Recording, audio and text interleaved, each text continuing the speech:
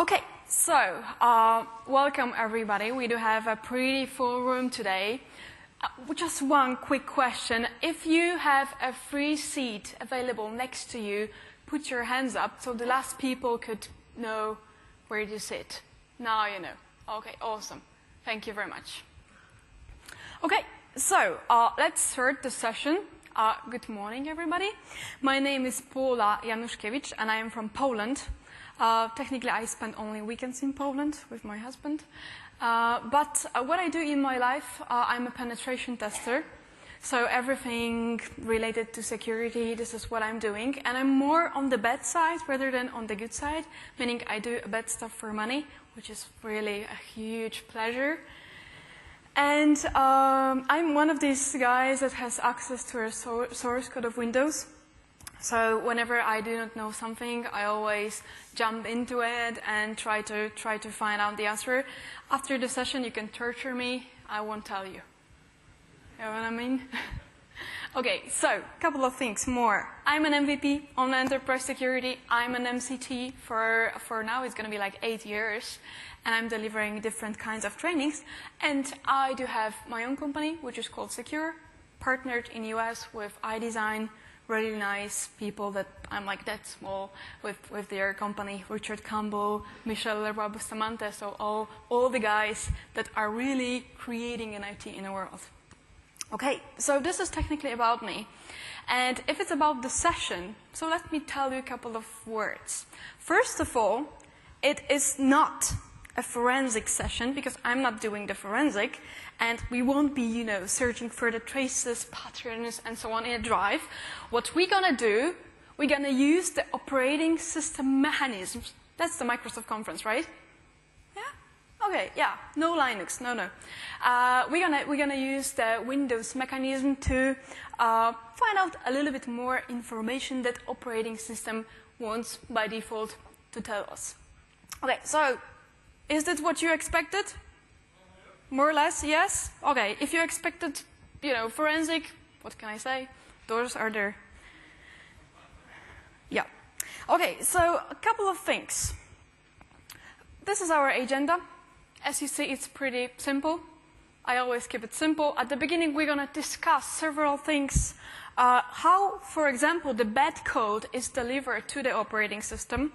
How to trace it, what are the ways, and so on. And I'm going to show you a couple of things, including Stuxnet. So if you are interested in Stuxnet code, after the presentation, I'm happy to share it. I think, history should go on, and we should preserve the good things. And Stuxnet is a really smart piece of code, but really dangerous. And the second part of the session, we're going to talk about hiding and detecting traces, which is more about doing the kernel debugging. So all the stuff that rootkits are doing, we're going to do today. Of course, it's only 75-minute session, so you cannot play a lot with rootkits. And I'm not explaining myself, don't worry. I would like to show you how rootkits work, meaning we won't play with this ready stuff that you can find in the internet. I would like to show you something that I call the meat.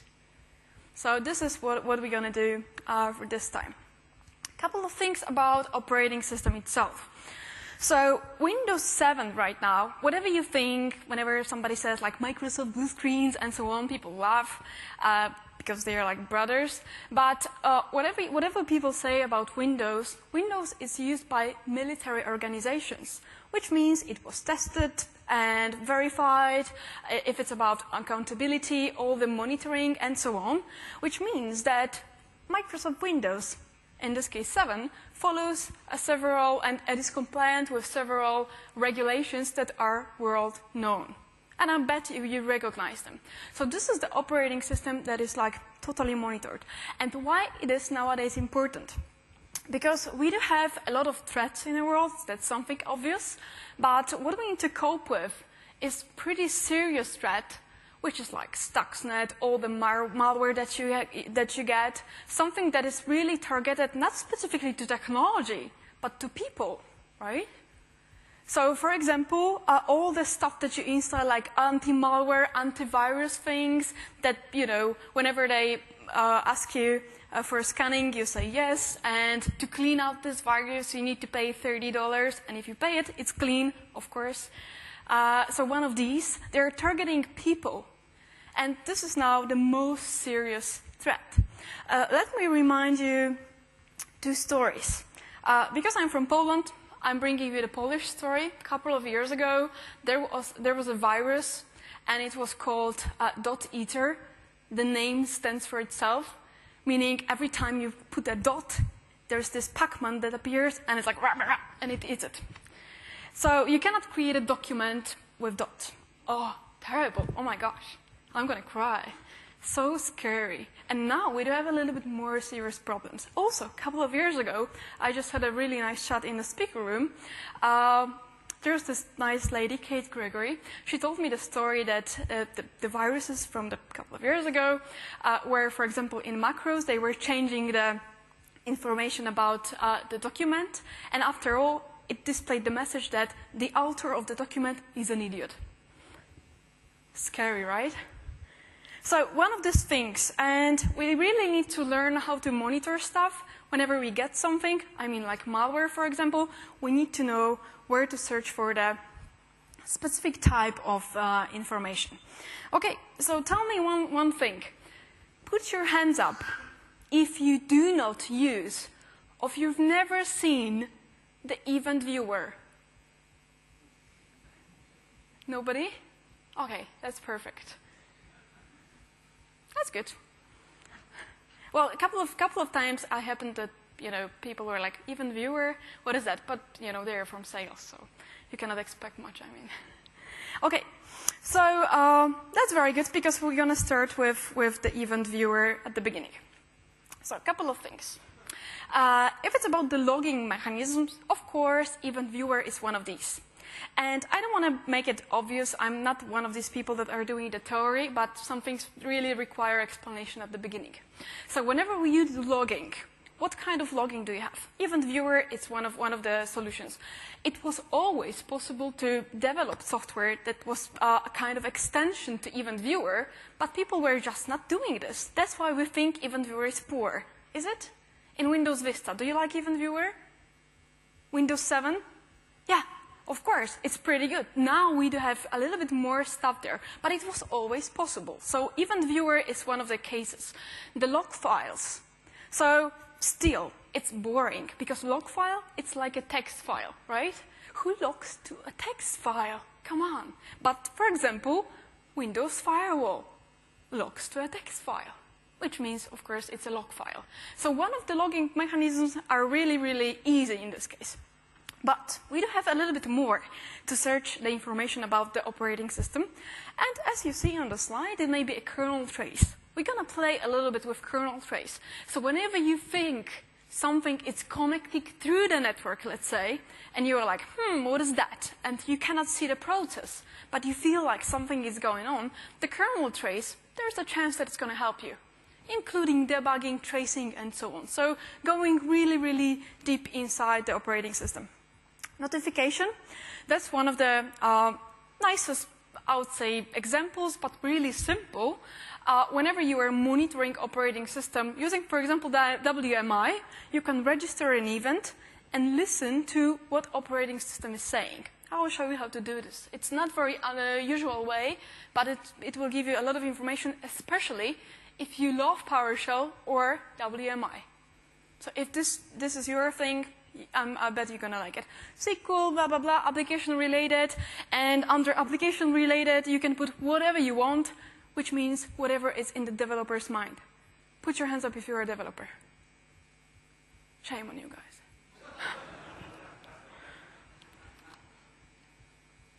Okay. Before we start, there is no place to share tools. Do a photo, download the tools, stay with me, okay? Because we're going to use some of these tools during the session. And the first thing is, everything that I show, and I'm not telling where to download it from, it's mine. Which means, if you could, like, this 600 people sitting there, keep it as only for yourself, it will be nice. Let's make this deal. because some of the tools are, as I said, only mine, and definitely use them and play with them, okay? So we're going to use a couple of these during this session, and I'm doing session on Thursday at 10:15 about 10 deadly scenes, and we're going to play with this a little bit too, so with these tools. So enjoy them. Yeah, I think in a way they're pretty useful. Plus, if you feel like you don't want to make notes with PowerShell, they're already there. So just focus on the result, okay? We're going to be beneficial, and then you can reproduce it at work, home, whatever you need. Okay, so small demo first. Let me connect here. Awesome. Oh, okay. Yeah, we're there. So first of all, the firewall log, and in general, the logging. So let me first start from the firewall log. If you want to search for a couple of things in firewall log, and then of course the firewall log is pretty extensive. So you may just type pfirewall and find string, and for example some port. But the important thing is that if something is not defined in firewall, means it's not there. Let me show you this. So first of all, I will go to the console here, inbound rules, and you can see that I do have here the rule that is blocking port 54. And it's a simple rule only for port.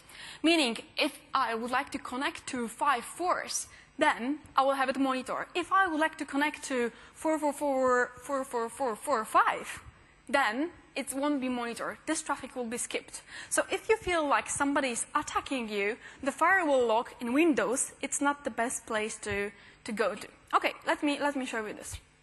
So I do have here a client, and I'm going to connect to 444 first. So let me connect. And of course, we're going to receive the blocking message.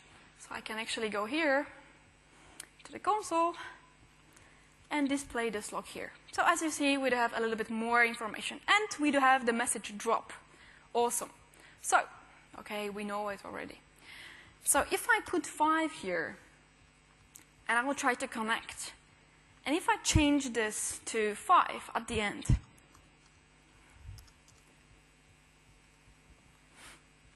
you cannot see actually the traffic, right? I mean, the pattern is here, but it's not a port. So it's not a port. Meaning, if somebody would like to connect to the different port you are monitoring, whether allowing or not, it's going to be skipped. So this is the first thing to note. The first demo is really simple, just to set up the expectations. Okay, so this is the first thing. The second thing that I would like to show you is an event viewer. So let me go to the Windows logs and the security log. So the question is, why do we have a security log? Whenever somebody logs in, logs off, we do have a special logon, we do get the Kerberos ticket, and so on. So you know all this stuff, right? You know it? Yeah? Okay, cool. So the thing is that if we do monitor things, what is actually monitored?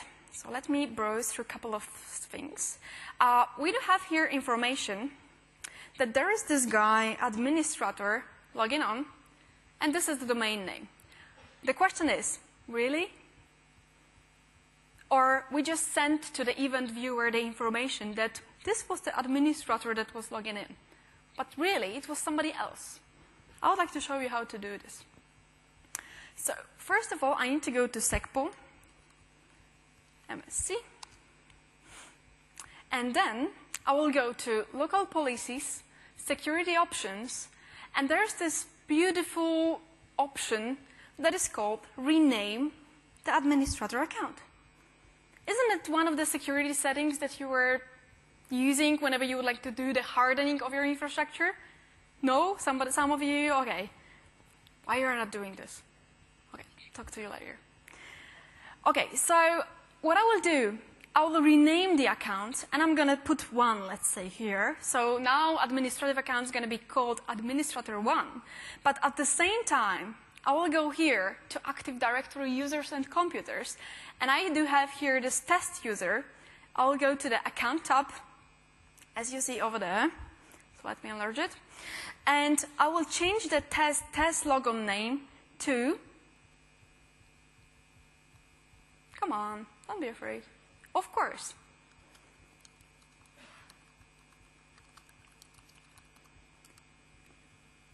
Administrator. Awesome.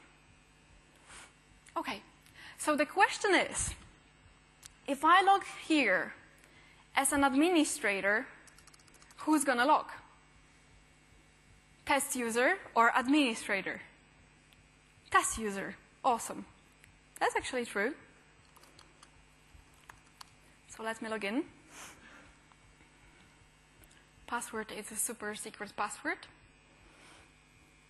And of course, the user has no rights to log into the domain controller. And I will go to the event viewer, go to the audit failure, refresh it. Let's check out what is the result. Still working on it. Come on, guy. Yeah. Okay, so yeah, this is the log. So this is pretty obvious. We don't have this permission. We do have a new events available. Let me show you this. Okay, so what do we have over there? Who was logging on? Really? I mean, really? This is event viewer? So the conclusion is, do not trust what you see, and always have at least second solution to find out what was happening. Not just with this, also with malware, finding out the ways, what is the network traffic, and so on and so on. What are the processes? What is hidden? What is not? That's the conclusion. Okay. Any questions for now? Nope. Do you like the idea? Yeah. Okay. So this is one of the things. Let me switch to the client again. And now I'm going to use a couple of things in PowerShell. So I do have here a small script. Let me copy it. And let me open the PowerShell ISA. We would like to make it a little bit more user-friendly. And here we go. And I will paste it here. Awesome. So what the script is doing, technically speaking, whenever you are installing some software, the question is, do you monitor the registry changes? So whenever you install something, of course, there's something written in the registry because we need to know the settings of the specific application whenever we are in the operating system, right? So we need to know what kind of stuff it's saved to the registry. Why? Well, it's a security thing, I would say. Whenever you are installing on the server, something on the server, then it will be really nice to know where this application saves its own data. Maybe you get something additional. And during my second session, I would like to show you how to install stuff and, well, you know, with small additional, like this tiny malware. Okay, so what I'm doing here, quickly tell you the idea, not doing the deep dive into PowerShell. You do have this script in this tools folder that you can download from the web. So I'm registering a couple of variables, as you see.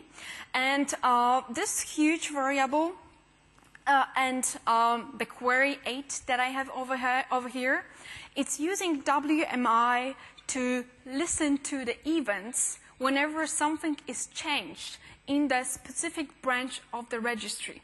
So if you are like super happy and super rich, you have a lot of resources, you may, of course, monitor your whole registry, but I would like to show you how to do this only with one branch. So whenever there is something new added to the field, you will know it. And of course, depends on your imagination. I'm a girl, I like when something is doing like beep or something, because it's really nice. So in this case, you see that I do have this beep configured. My speaker is off, so you won't hear it, shame, but you will see the reaction in the log file. Okay, so let me actually run it, and I will show you how the registry looks like. Oh, something is not perfect. Let me jump here. Yeah. Oh, so I don't know what was the case. It doesn't matter. Let me run it like this. Okay. Yeah. Sounds good. And line by line, yeah. So that is working. And this one is using register WMI event cmdlet to register actually an event. What is it? Ah, invalid query. Oh, that's interesting. So let me call it like, let's say 9, for example. And now it's going to be, I hope, a little bit better. Oh. Oh, no. You know demo gods, by the way? They are apparently not with me. Okay, so how it's working, let me show you this. So every time I put something in this registry key that I have over here, so let me jump here and like enlarge it. Whenever something new appears over there, I will have a log file that will actually display me the information what was changed. So if I create, for example, here the new string value, and I'm going to just do this like by default, then in the root drive, I will have my log file. So let me go to computer, C drive. Yeah. That's going to display me the information with the new values. So in this case, our event was not registered perfectly, and let me do not allow, jump into it what was wrong. Yeah.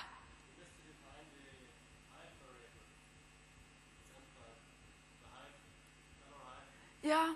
Oh, yeah. You're so smart. Thank you. That's the bone thing. Things just happen. Yeah. And now it should work. Thank you. No. I still think you're smart. Don't worry. Okay, whatever. The script is working. Something apparently went not ideal. But the idea is that you're going to have here the log file, and this was my previous thing that I've done yesterday just to test out if it's working. And whenever I'm adding the value, there is this new value added to the field. So the conclusion is every time something new is installed, and this is like a super light thing, this is a script that you can run on the server to do the monitoring, you will get the information in the registry. So you do have the script attached, the script is working, and you can test it out at home, for example. Okay, so let me be back to the presentation. Hacker's delivery. So all the ways how binaries are delivered. I mean delivered, not to run them. So not to actually execute them. So as you see, a couple of things may happen. For example, you may download something from the internet. So the method of the delivery, I would say, is pretty obvious over here.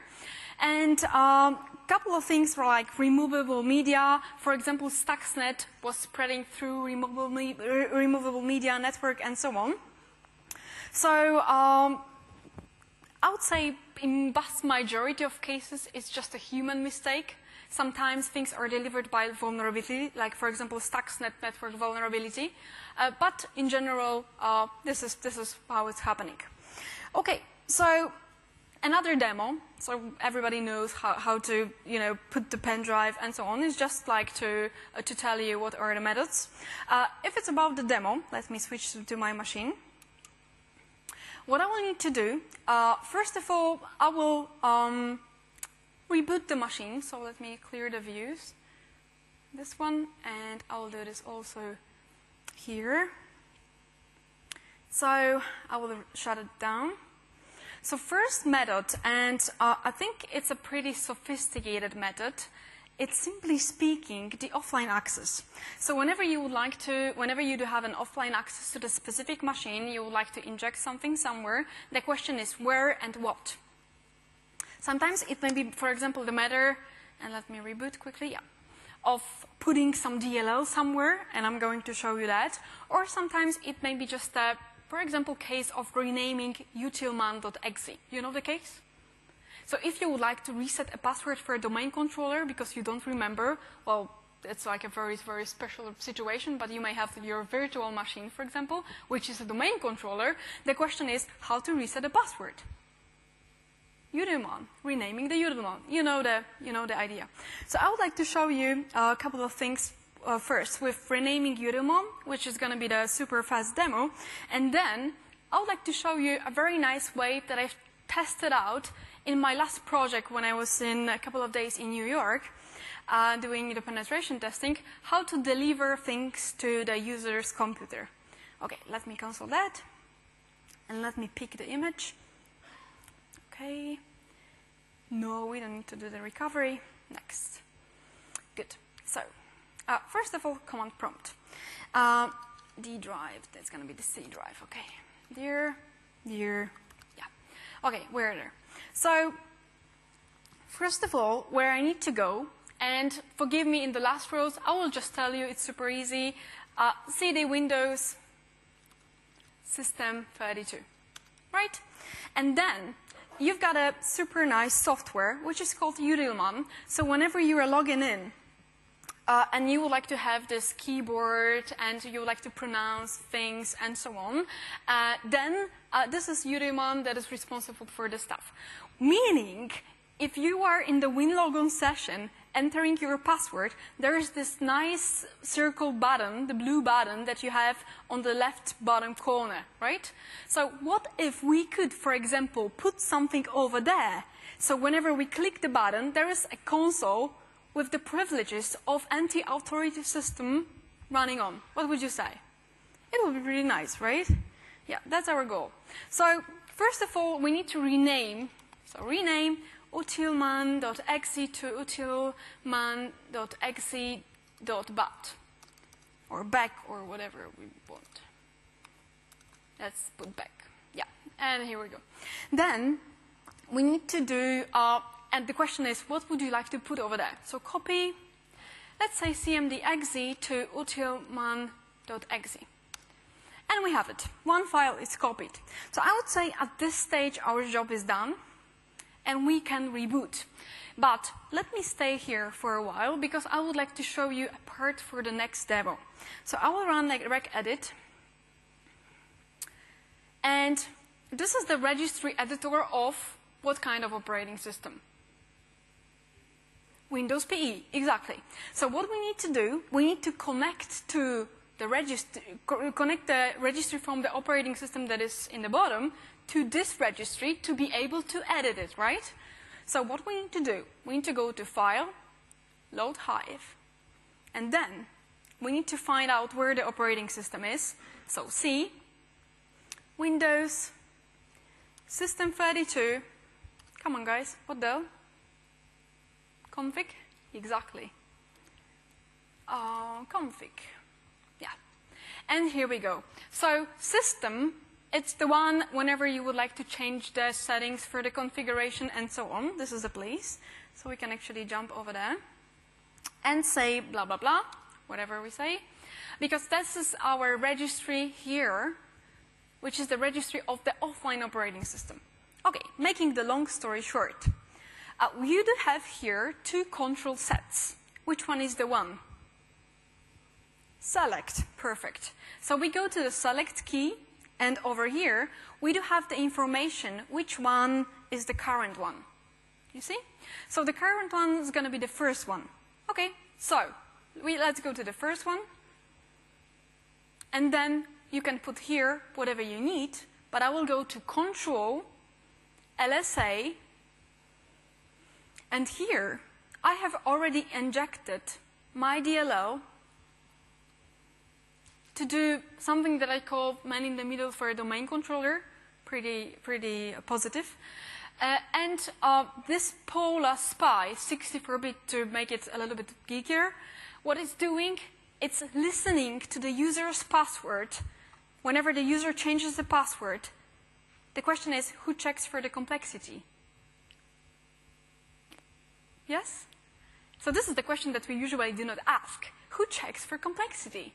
We do not check for complexity on the hash, right?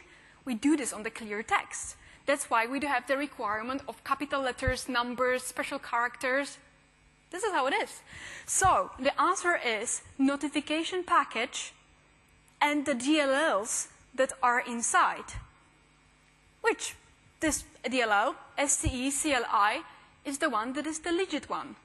So if you would like to monitor a little bit more than usual, I mean, you would like to know what users are thinking about, then you can put yourself here, your own DLL that's going to monitor for the password. And we're going to play with the DLL later.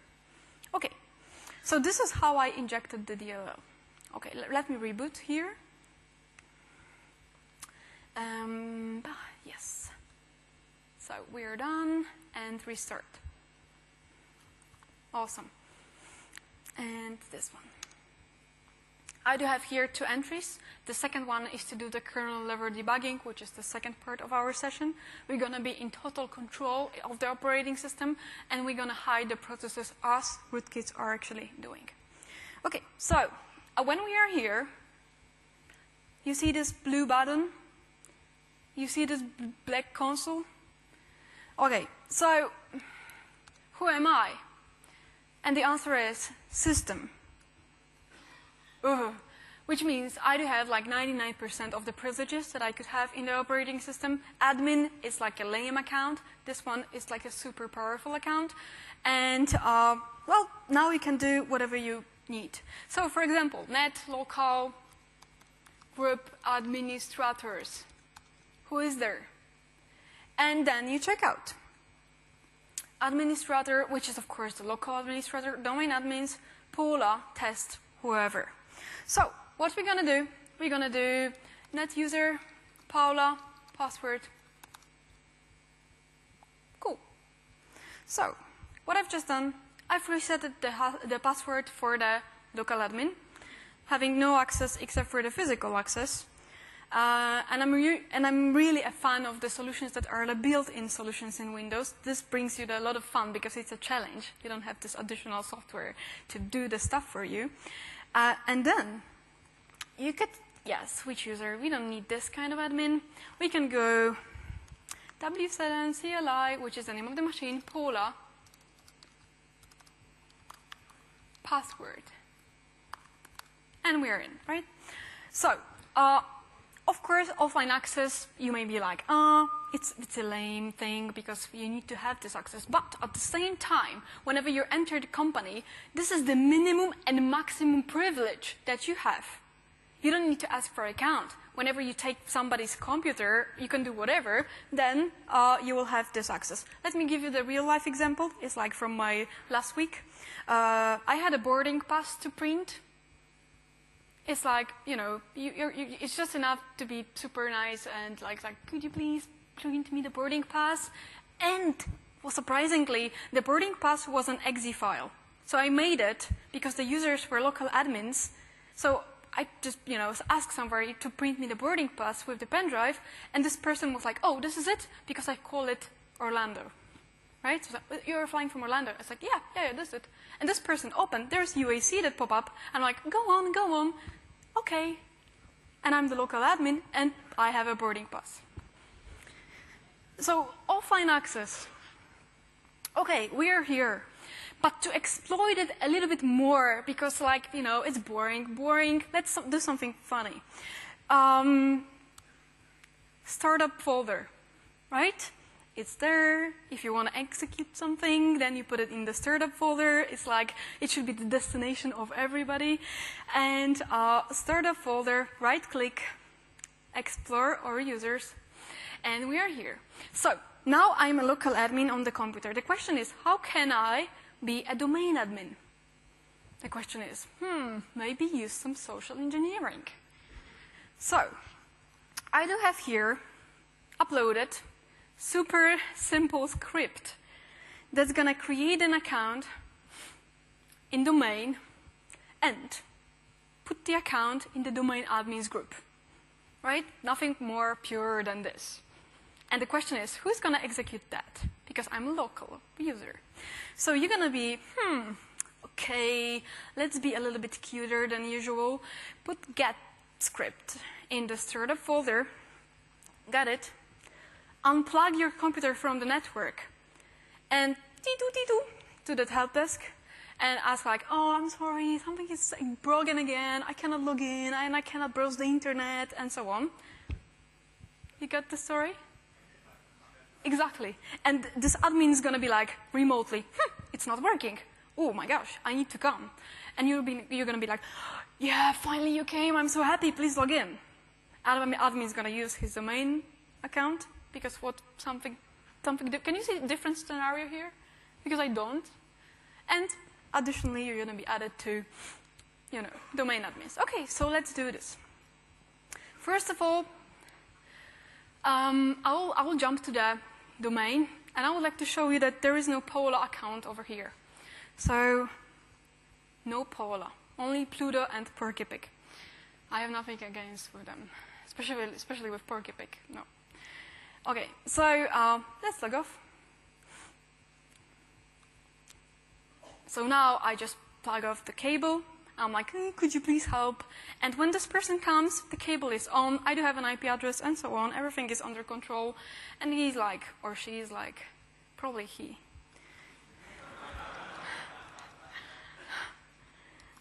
Password. Oh, that's disturbing. So what I've done in the script, as you saw, I had this pause at the end. There's this something. This will be processed. Okay, because I guess I don't have a domain controller contact, so I'm going to ping this. Yeah, I got it. Oh, okay. So I'm going to restart again. Oh, no. It's a blonde. I'm sorry. Things happen. So what's going to happen here? Yeah, it's going to be super fast. Yeah, and when I will log in as a domain admin, there's going to be this Polar account that's going to pop up. So let me do this one more time.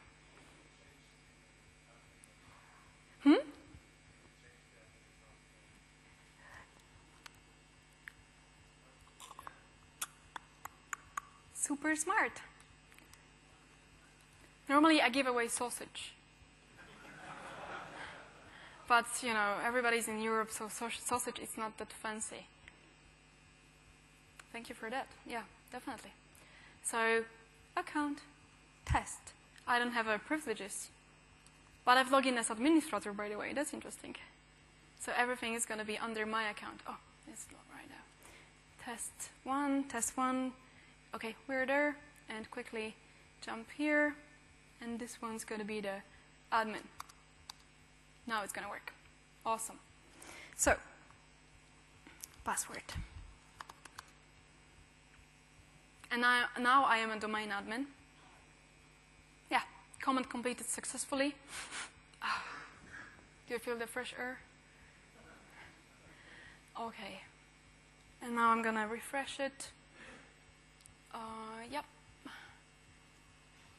And there's this Polar account. Yeah. Is this a scenario that could happen? Yeah, I think it could happen. And if you would like to use, your Windows tools and the social engineering tools, there are a couple of things that could happen with the operating system. And it doesn't mean that operating system is vulnerable. It's just a matter of the specific path and the specific configuration over here. Okay, so the next thing I would like to show you is the configuration of the services that I have. So let me close this one. And let me jump over here. And this is this test user, so I'll just log off and log in as an admin again. Okay. Yeah. So the question is, because sometimes we install the services whenever we install some software, the question is, where is the file that hosts the service?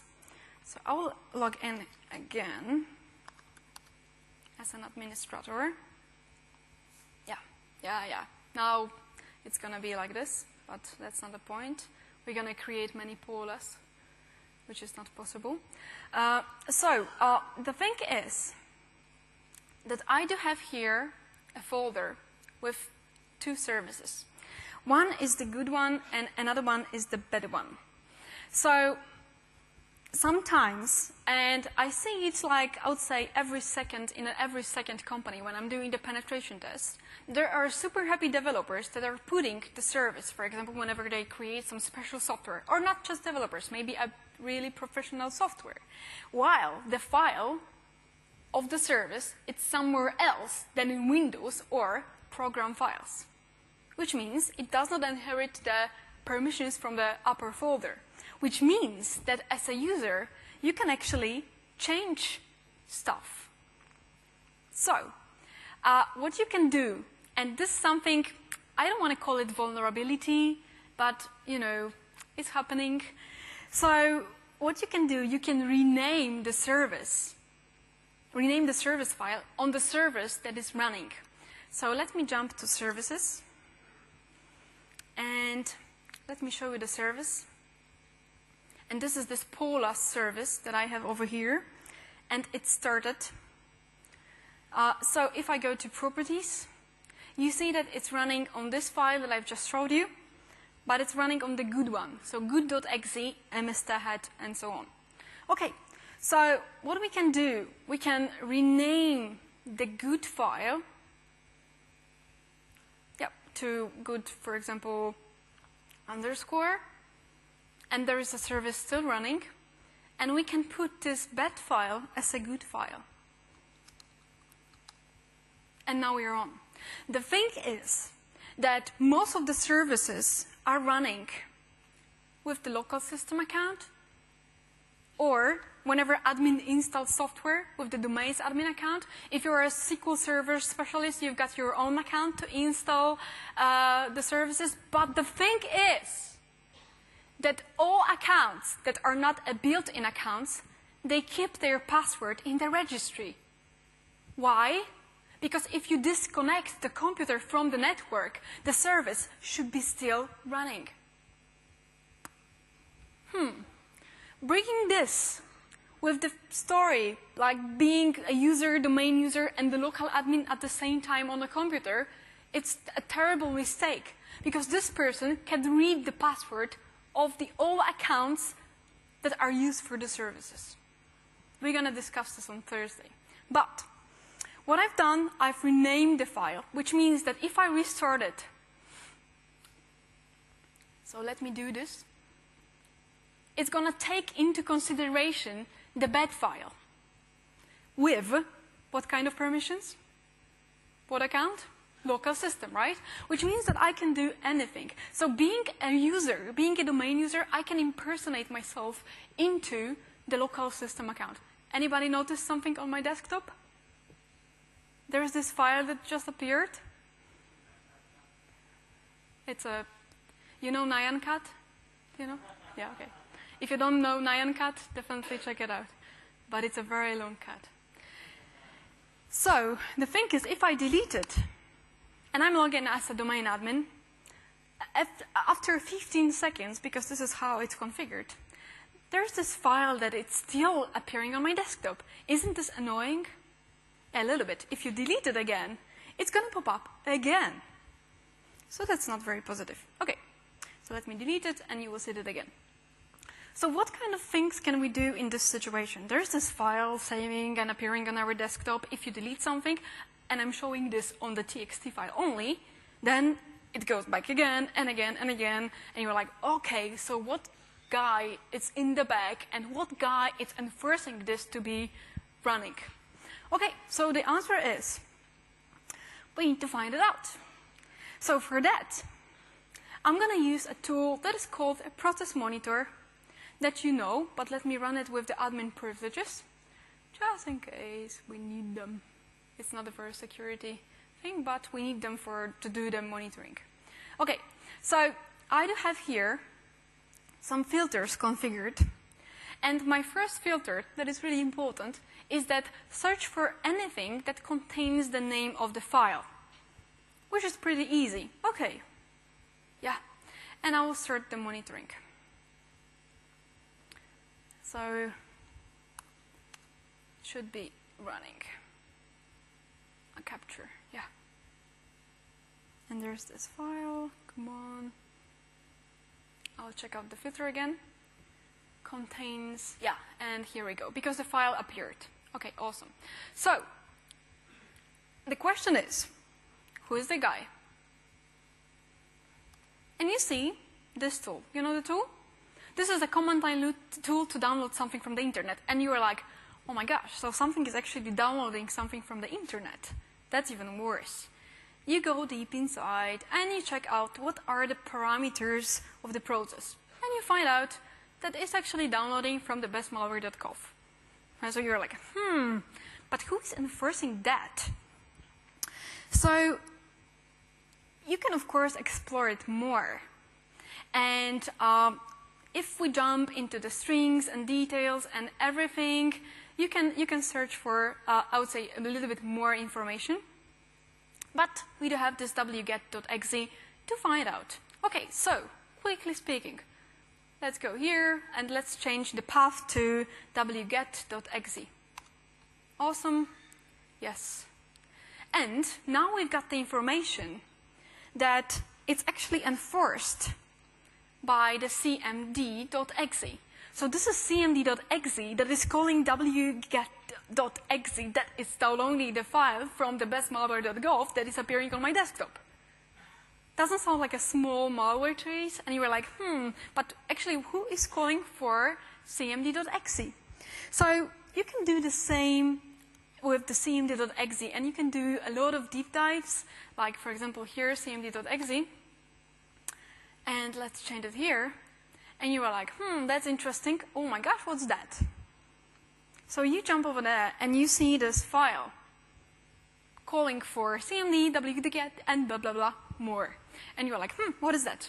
So now you see that we do have this good.exe, and this was this file that I've replaced because this is a service file that is running here. And based on that, you can go to the Process Explorer and find out that the good.exe is actually a service.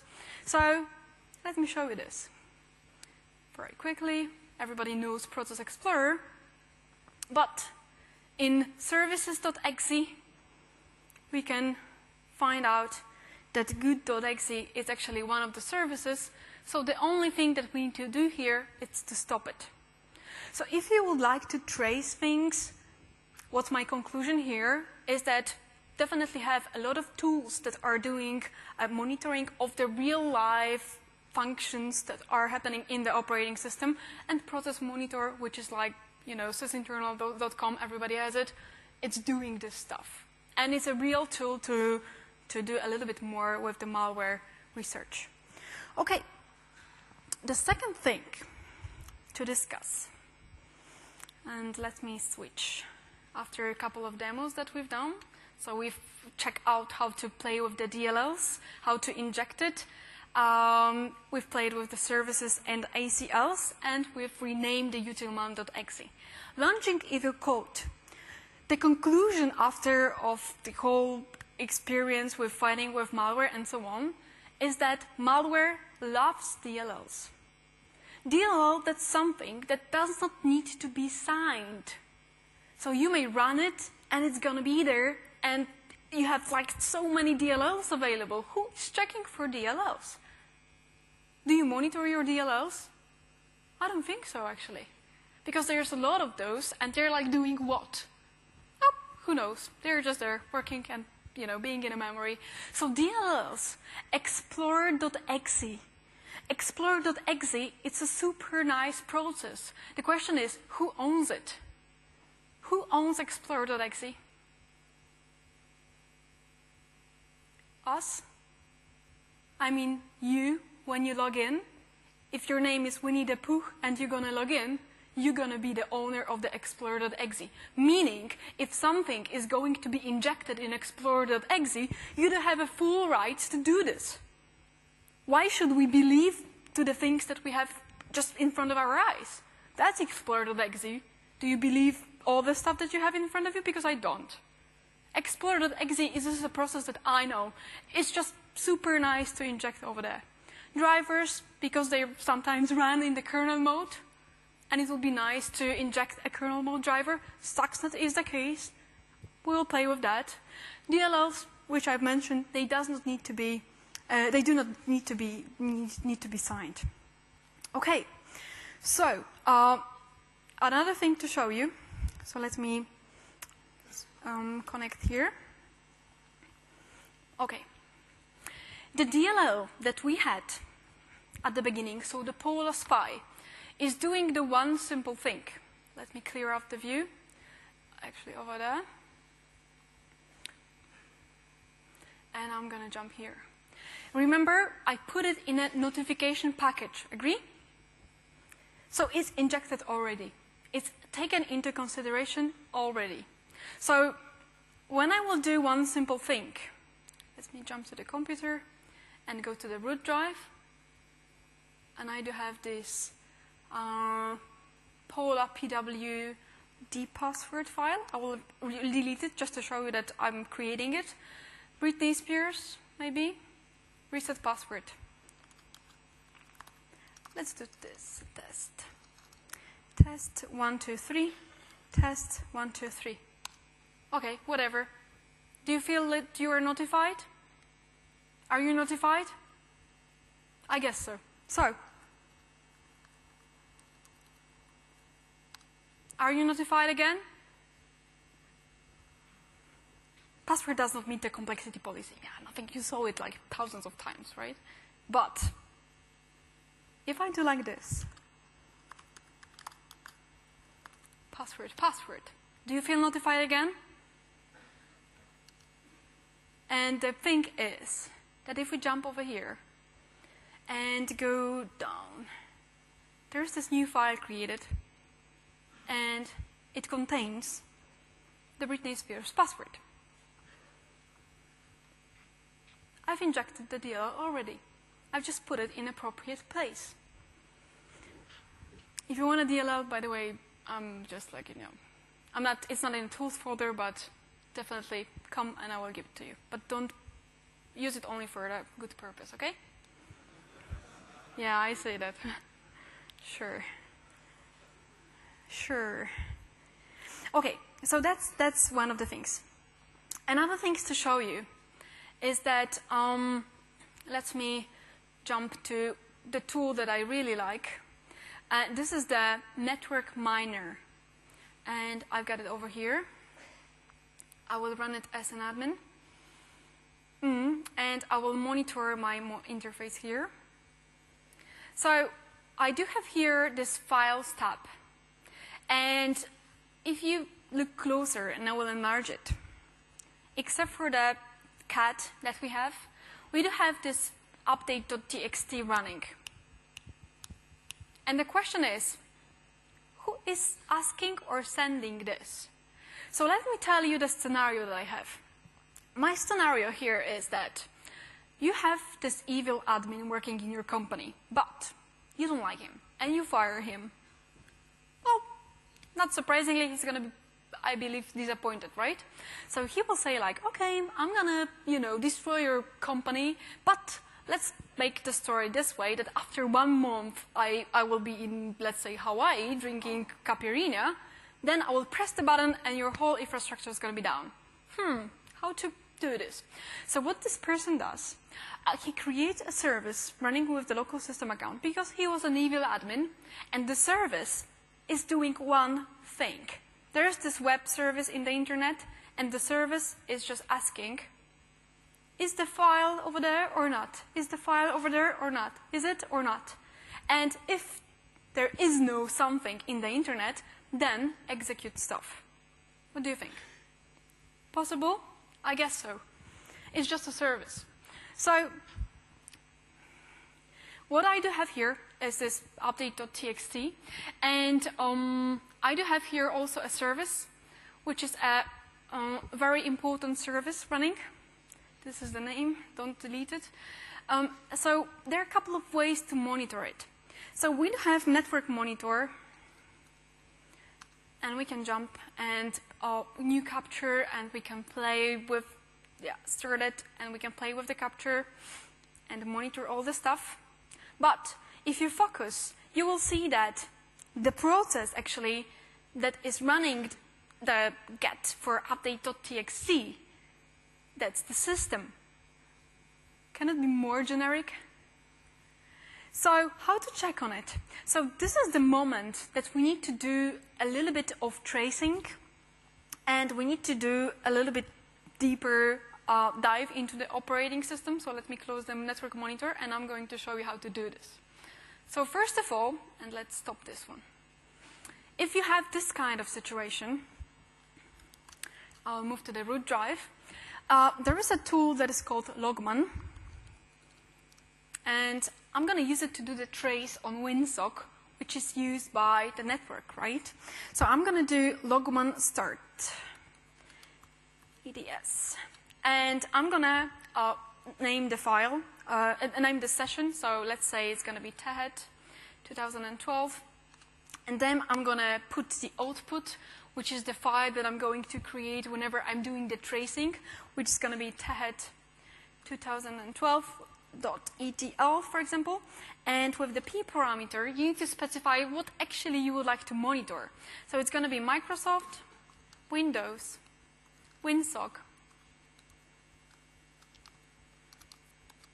AFD. This is, well, you can get the whole list on the MSDN if you want to. What kind of traces should you have here? Okay, so if we go, like enter, you're going to see the command completed successfully. And now everything within WinSock, it's monitored. So you may be like, how long should I wait? And then you may go to logman stop. So let me rewrite it. Yeah, and then you stop the session that you named. So stop. And we do have the session, the file, which is this TechEd ATL saved. But ATL, it's not a user-friendly file, so we need to convert it to the report file that we can actually read in the TXT, in the notepad. So in this case, we're going to go to trace, RPT, and then we're going to go with the TechEd, and this is, this is this 2012.atl, and we're going to go with the output to TechEd 2012.txt. Got it. Okay, so notepad, TechEd 2012.txt. Got it, and it's pretty large because we waited for like 20 seconds. And this is the moment you can go and you can spend your whole evening drinking a lot of coffee and something else, going through all the things that were happening, and then you will know. But because of the network miner, we actually do have a little bit more information. For example, from what kind of IP there was this information being downloaded. So you can search for the specific IP address, which in our case is going to be the 10.10.10, for example. And then you see it, that, address 10.10.10.200 on some specific port, but what do we have here? The process ID. That's like a super clue, right? So we may jump into the Process Explorer right now. So let's go, or let's say Task Manager. Let's be more users. And then we can search for the ID, which is 944. And in this case, is SVC host. And so on, and so on. So, doesn't actually, is not a perfect clue. So you may find next, and you may go further to search for something else rather than this information. And you see still 944. Let me go next. Yeah, F3. And, oh, that's something different, you see? So there are two processes engaged in this process. The networking one and something else. And the question is, what is something else? So you can actually jump over here, because it's 464, and check out that we do have this file running. And you're like, what is that? And for now, it's super easy, because at the beginning I showed you that this is actually a service. But how can you know it? It's not that simple. Because this service is written to hide itself, so do not display the information about it, so that we could do the deeper deep dive here. What do you think? Is it easy? Okay. No? it's actually, whenever you know what you're doing, you have appropriate tools, like additional tools, and you know what kind of mechanisms are, it's, I think, pretty easy. But you need to get the list of the whole possible traces that you can make over here. Okay, the next thing, if it's about the injection, it's about Stuxnet. So, I've been analyzing Stuxnet for some time, and what I do have here is the pen drive with Stuxnet on it. I'm not afraid to open it because it's kind of hidden, but I would like to show you how it works. So first of all, we're going to jump into the Process Explorer. I will run it as an admin. Let me do this. Yeah. To show you what kind of processes do we have. Here we go. Yes. And the Stuxnet was pretty nasty, but it was pretty easy to monitor at the same time, because what it did, in winit.exe process, it injected it two LSA-ss.exe files, so local security authority subsystems, which are usually considered to be legit, so that you will never notice. Of course, it's like super normal that you have 3 of these in the operating system, right? But this is what was happening. Okay, so what I would like to show you is how to inject Stuxnet and how Stuxnet looks like. So I have this pen drive plugged in, and you cannot see it, but if after the session you can come, it has a Google logo on it. You mean like pure evil. So it's used just for Stuxnet. Okay, so I do have here Stuxnet extractor, and this is our stuff, mine and my team, just to be able to play with Stuxnet a little bit easier.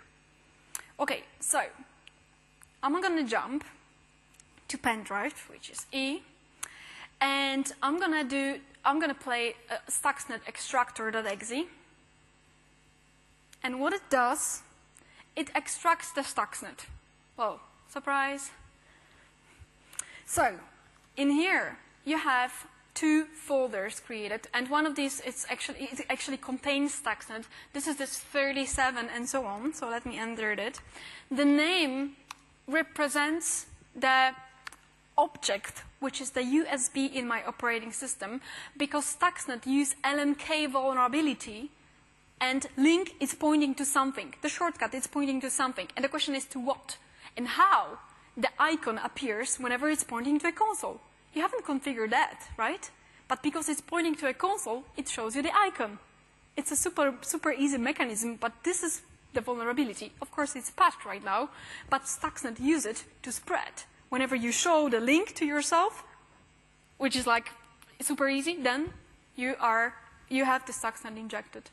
Okay, so if I go there, you see 2 things here. First of all, it's a link file, which is the vulnerable, the one that is the evil one, and 2 files. One is bigger, one is smaller. This one is a Stuxnet loader, and this one is actually a Stuxnet code. After injection, it hides itself. So it's pretty nasty, but it's still in the memory. So it makes several calls to the memory, because he doesn't want to be on the drive, to be deleted and so on. He's in memory. It's very, very nasty. So what I would like to do, I would like to show you the nasty stuff, which is I would open this folder. And that's the Stuxnet. We need to wait for some time. But what the Stuxnet is going to do, it's going to hide itself, so these files should be gone within like a minute because it's working with a small delay.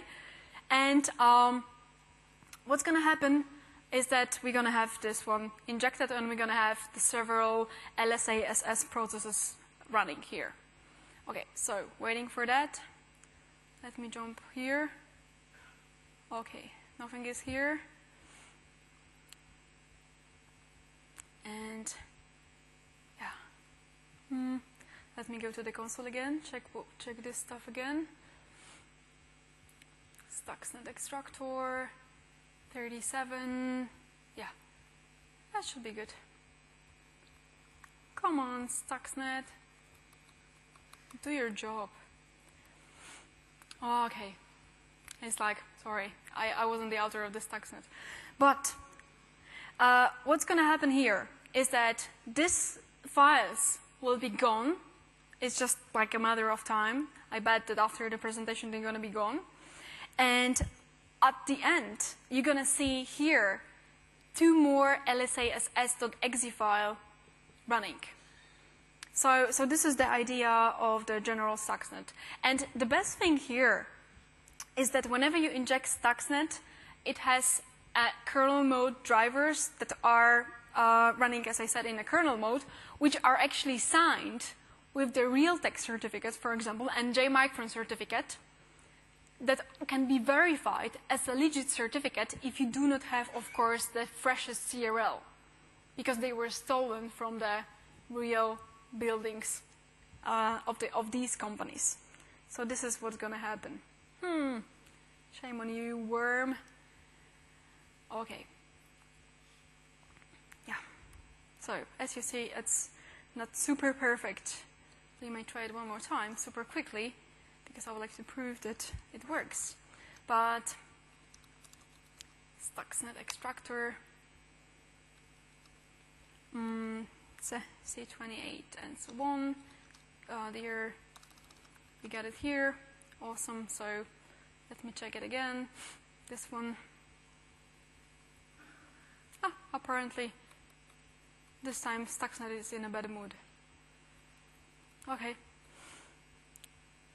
Yeah, and I don't have an access to a network. Okay, so Stuxnet is a moody worm, as you see. But it's going to come. It's going to come. Okay, we won't wait for that. And this one? Yeah, okay.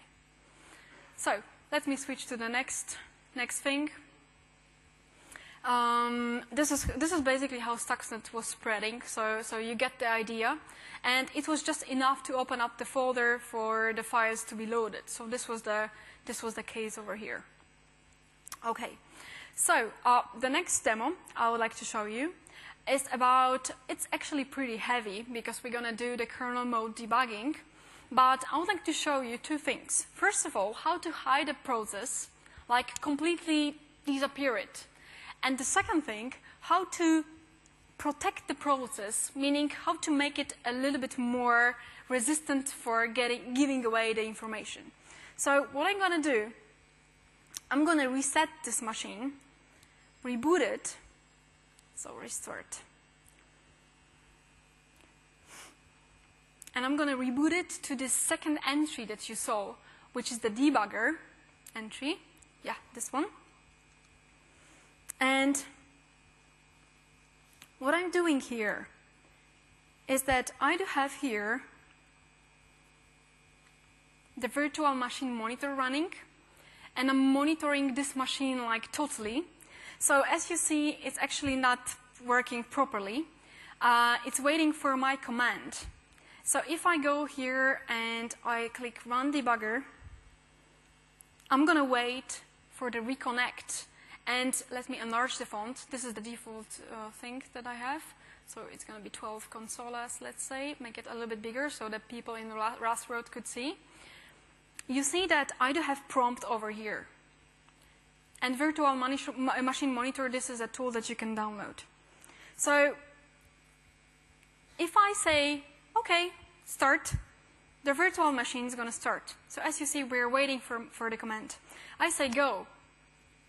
And the machine, it's starting. When I say stop, the machine is going to stop.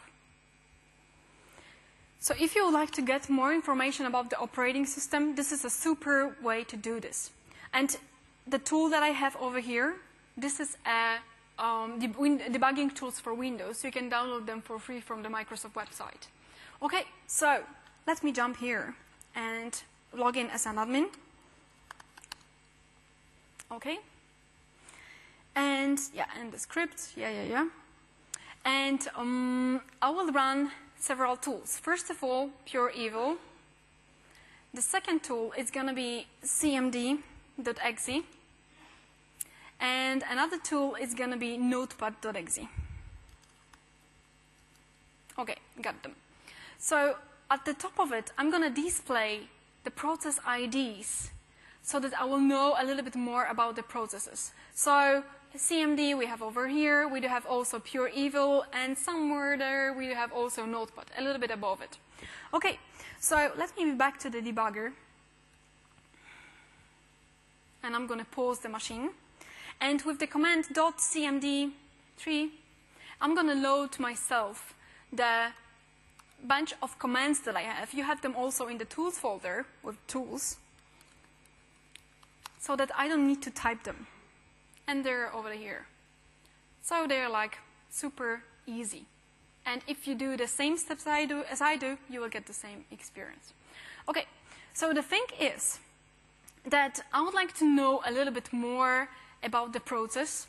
So at this stage, what we're going to do, we're going to change a little bit the structure of the process. So every process in the operating system is described by the structure, and the structure are like properties of the specific process. For example, what is the next process and what is the previous process? And this is called two-directional list.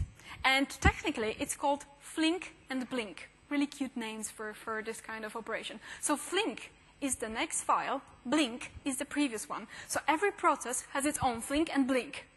Meaning, if you go to the flink process, it will also have its blink pointing to me, right? Being in the middle. So what if we could delete the guy that is in the middle, having blink of this guy pointing to this guy, and flink of this guy pointing to this guy? This is how you disappear processes. And this is how rootkits work. So, if you would like to play with this a little bit, first of all, we need to decide what kind of process we would like to have, let's say, gone. So for this case, let's say it's going to be cmd.exe, which in this case it's 33.2. So this is the process ID. So exclamation mark process, and you type 0 and 33, and this was 52. And then with the 0 flag, will display us a little bit more information about the process, including the space within which we do have the structure that we can call for. So let me actually go there and connect to dot process, and I will paste it here, which means I will be in the context of the process. So now I will be working on cmd.exe. Okay, so what do we need to do? First of all, just an educational thing, we're going to display the list entry structure, which is the flink and blink, as I've told you. So the next one and the previous one. This is just a structure, but of course you can ask what is the next guy and what is the previous guy. This is how Task Manager is working, this is how Process Explorer is working, and so on. So what we're going to do, we're going to set up two variables. So let me do not explain this. We are just assigning the place within the structure where we need to go. Let's just focus on the result. And based on that, we need to calculate an offset to be able, in the structure, to find out the information about the process. So where is it? And basically speaking, offset in Windows 7, this is how it is in the structure. So the name of the previous process, it's pureevil.exe. Do you agree? This was the first process that I was running. And the next process, it's some comhost.exe. So this is how it was working. And if you want to display the links, so of the previous one and of the next one, you can play a little bit with these. But that's not the point. The point is to modify the idea that I've mentioned at the beginning. So we are now, so previous blink, we are changing to the next one. So in the previous process, so the blink guy, it's pointing to that guy, right? And that guy is pointing to the previous one. Got it? Okay. So you can click go, whatever.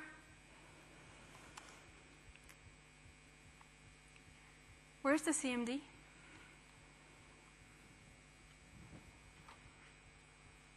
You see it? Because I don't, except for the fact it's in the back. But it's not on the process list. So this is how it works. This is how rootkits work. Okay. So, a couple of things more. and bringing the session to the end. Operating system, it's a solution that is totally monitored. And depends what would you like to do. Go to the operating system with a debugger, display the list of the processes, and so on. You can do a lot of stuff regarding this. You can use your own tools, like, for example, also Process Explorer. You can use your own monitoring tools. You can use your own ideas, doing the kernel traces, checking the information in the logs files, checking the information in the event viewer. So as you see, and I hope that during this session I've proved it, you do have a lot of information regarding things that are happening in the operating system. Any questions regarding the demo I showed you? No? If you want to repeat it at home, you've got the whole list of the debugger stuff in the tools.zip folder. By the way, did I mention that eProcess structure is not well documented? And you know that if something is not well documented, it's definitely worth researching. And as you see, there are a couple of things that are still possible to be done. Okay, so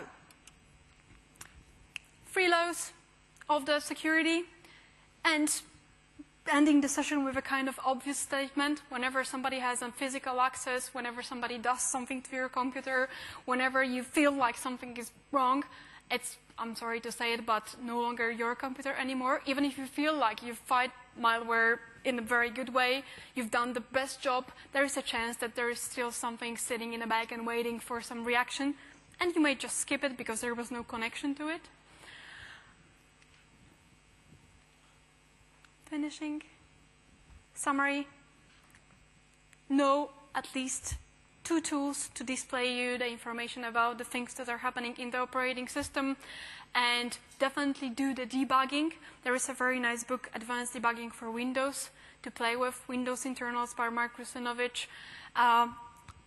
Be passionate about the operating system, and if you had any questions, I'm happy to answer these. One thing that I should mention, and this is the instruction by the track owner, if you want to evaluate the session, 5 and 4 is the good one, 1 is the bad one, specifically if you're from the Germany, because we have like a lot of these issues, so it's not my thing, I just had to mention this. And thank you very much for coming, and please come to the Thursday session, and thank you so much for your time. Thank you.